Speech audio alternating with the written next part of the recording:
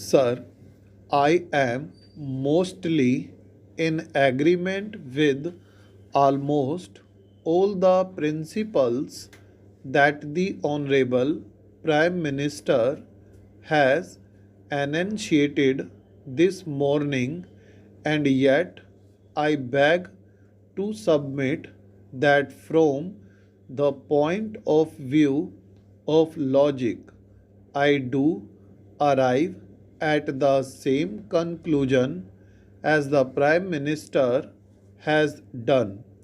I may say at the outset that the continued association of my country with the Commonwealth is not justified. The Honorable Prime Minister said that it is very easy to destroy a thing, but it is very difficult to build. I agree that the work of an artist who creates something is difficult and it takes a long time to build a thing, but it is much easier to destroy it.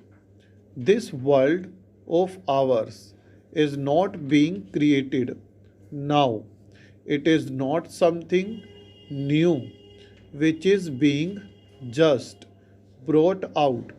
It is in existence with all its faults and good points, and like an artist who is not creating a new thing but who is taking the buildings as they exist and then harmonizing them by trying to join them together, and in that task it sometimes becomes necessary to alter certain things here and there, and sometimes even to destroy a small portion.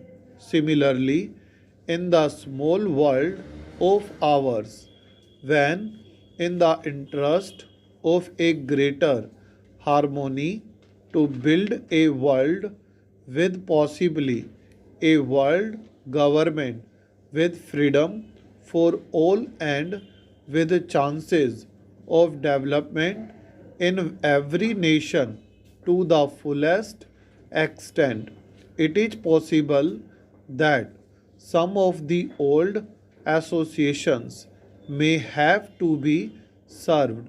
The British Commonwealth started as a British Empire. It had a purpose in this world, whether it was a colonial purpose or some other purpose. It came into existence with a certain set purpose, and then as the world went on changing, the British Empire also went on changing. Then it was the common British Commonwealth, and lastly the word British was dropped. Then Honorable Prime Minister said that the United States of America has a closer relationship with the Commonwealth than even India. I support the Honorable Prime Minister's statement, and that is just the reason and just the argument in my favor. If the United States, without being in the Commonwealth, can have as great an association with it, or even greater association with it than we have, then, sir, our country, India, remaining outside the Commonwealth, can also continue the same association. Sir, the Honorable Prime Minister was vehemently against the SEATO and Baghdad Pact and all those things that he thought were against the spirit of the United Nations. He said that the nations can have regional associations. Sir, you will realize that the Commonwealth is not a region.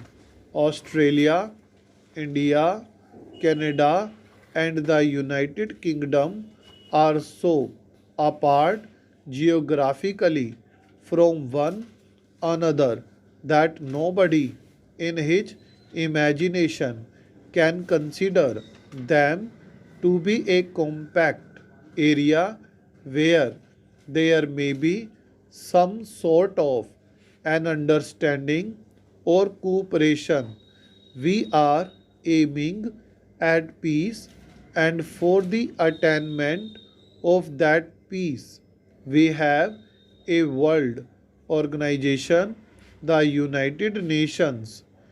Do you think that the information of pacts or groups or associations helps in the development, better organization, and control of the United Nations? On the other hand, these petty associations, pacts, and treaties retard the influence of the United Nations. I submit that these associations defeat the whole purpose of the United Nations. Therefore, if every nation tries a little to break down the small and narrow associations in the larger interests of developing that greater association of United Nations, it is a step in the right direction. Sir, I come to a few mundane matters. We have our trade relations largely with the United Kingdom. If you see the structure of our import and export trade, you will find that a large part of export goes to the United Kingdom and a large part of our imports comes from the United Kingdom. We are giving some sort of a preferential duty. That preferential duty creates problems for us.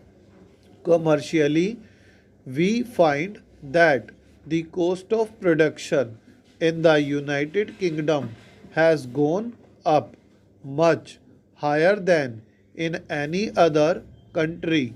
If it is a question of import of machinery, we find that other nations are able to offer us better terms.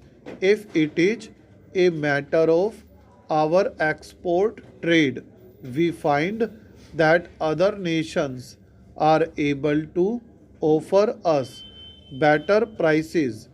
This link with the Commonwealth acts contrary to our interests. Our sterling balances were linked up with the sterling. Sir, you know that in 1988 the sterling balance was worth about $5. Then sterling was devalued to $2.80. The value of the pound came down by nearly 80%. We had to devalue our currency because we had linked it with the sterling currency. Stop.